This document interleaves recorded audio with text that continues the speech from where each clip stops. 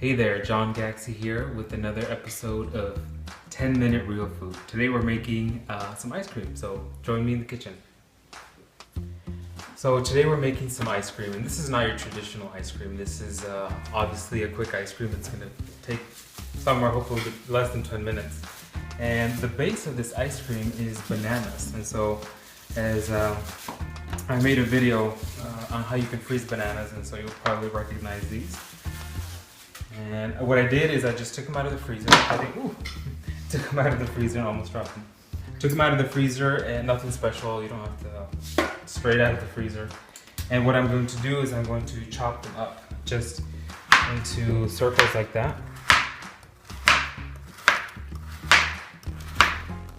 And the tricky part of this ice cream, I mean, it's very easy to do, but the tricky part of the ice cream is that you want to minimize the amount that the blade spins, because you could easily take an ice cream into a smoothie, and so that's what we want to avoid. And so the recipe that I've concocted, I want to use some coconut cream that I have here, and this is going to make it really creamy. All of you know when you use frozen fruit, it tends to have more of a sorbet, more of a watery consistency because of the ice particles in the fruit. But today we're going to be using some coconut cream, and that's going to help it really bind and give it some nice creaminess. So I'm going to put the coconut cream in there. And one thing I do want to mention is that, as you can see, it was already open because I used it last night. I made some ice cream last night, and I stuck it in the fridge. And so that's an important factor. Whenever you buy it, even if you haven't opened it, just stick it in the fridge and it'll be like this. It should look like lard, really, that's what it looks like. But it's not lard, it's coconut cream. And so we want that to be nice and firm. I'll add a little more. And then I'm going to add some almond butter. And you can use peanut butter, you can use any kind of butters. Now you see a bunch of butters at the store. You can use any one that you like. I like almond butter. I do appreciate the flavor of that, and that'll give it a nice creamy taste to it, and a different nice creamy texture with a different flavor. So I'll add that, and I'm going to add some cocoa. And the reason I decided to add cocoa instead of chocolate chips is because if I melted the chocolate chips, then obviously that would melt my banana. So I'm avoiding chocolate chips altogether. And the nice thing too is that, as you've seen, I haven't put any sugar, and I won't. I'm not going to put any sugar. The bananas are sweet enough as to where they don't need any sugar, any additional sugar. The bananas are sufficient. And there was one more thing that I wanted to add. You probably think I'm crazy, but it's actually some pink salt. You can use some Himalayan pink salt. You can use any kind of sea salt. Any coarse salt. You don't want to use the fine stuff that won't achieve what we're trying to achieve here. But I'm just going to put, as a matter of fact, I'm going to kind of crush it in my hands. You may already buy it crushed. And I'm just going to add, as you can see, almost nothing. And that's just going to give it a really nice sweet and salty flavor. And every time I serve it to people, they really enjoy that factor. Now what I'm going to do is add the bananas in there. And remember, the key is to move the blade and pulse it at the least amount of times, but yet enough time so it all combines.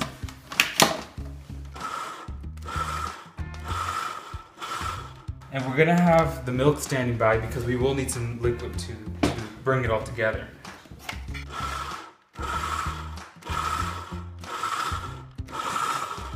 So if you take a look, you can see where it's all combining. We still have some big banana chunks. I'm going to pour just a little bit of almond milk here. You can use coconut milk, you can use rice milk. It really won't affect, since we put some pretty strong flavors. The flavor of the milk won't affect the flavor of the ice cream. So that sound, that loosening sound, makes me know that it needs some help. And normally in a food processor, you don't really have to pack things down like this, but once again, we're trying to avoid over mixing it.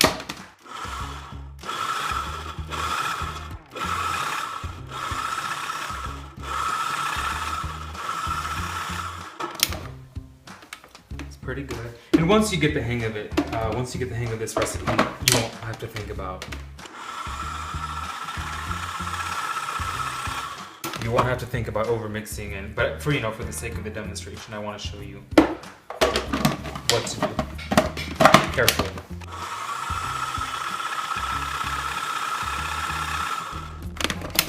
Looks like it's just about done. I'm going to give it a nice try.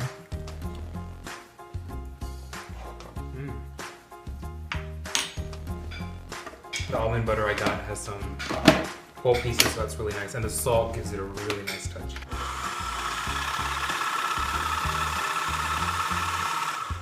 It's just making sure that all the banana pieces were cut. I don't like banana chunks in my ice cream, but essentially that's it.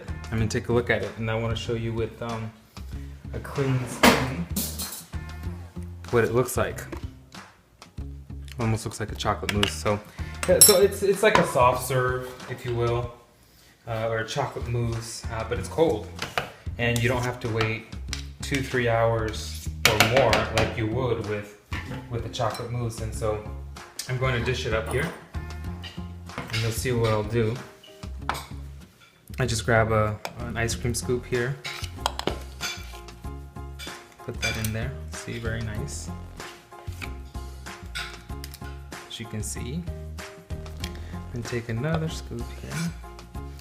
And the nice thing about this one is you can make all kinds of recipes. Instead of using banana, you can use frozen strawberries, frozen raspberries, frozen blueberries, pretty much most fruits, pineapple, papaya, as long as they're frozen. So you can use most fruits as long as they're frozen. And then after that, I had some toasted coconut and almonds that I used last weekend for an event. So you can pick that up at the store.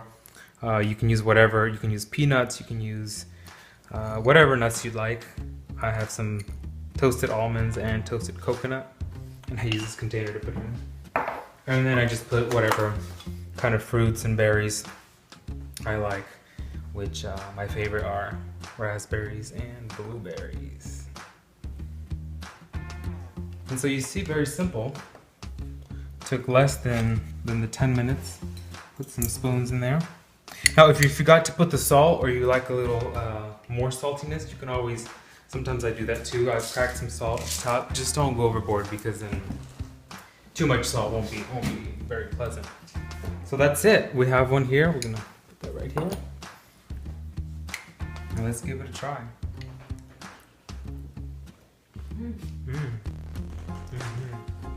That coconut cream really gives it that creaminess factor, and not a slushy banana smoothie factor or flavor, because sometimes the complaint too is that it tastes like a banana ice cream. But if you add enough of the chocolate, if you add enough of the coconut and the nut butter or any other flavor. Oh, you know, one other thing I used? Let me show you. You really want to pick it up a notch. Something people use. This is Kahlua, so a nice coffee flavor goes well with chocolate. You just put your thumb over it and give it just a little opening, and you just pour that over. Because what you want to do, and see, I used to add it here, but I avoid that because that was just making it too much of a smoothie. It was making it too soft. So just pour it on top, and it gives it that really nice flavor, and it just over the top. Who would have thought ice cream in 10 minutes? So enjoy. See you next time. Before I let you go, I wanted to show you a common question is, how well does it freeze? Well, I'm showing you here, this is one I made last night, and as you can see, it's frozen. And so it doesn't freeze very well because there is a lot of water content.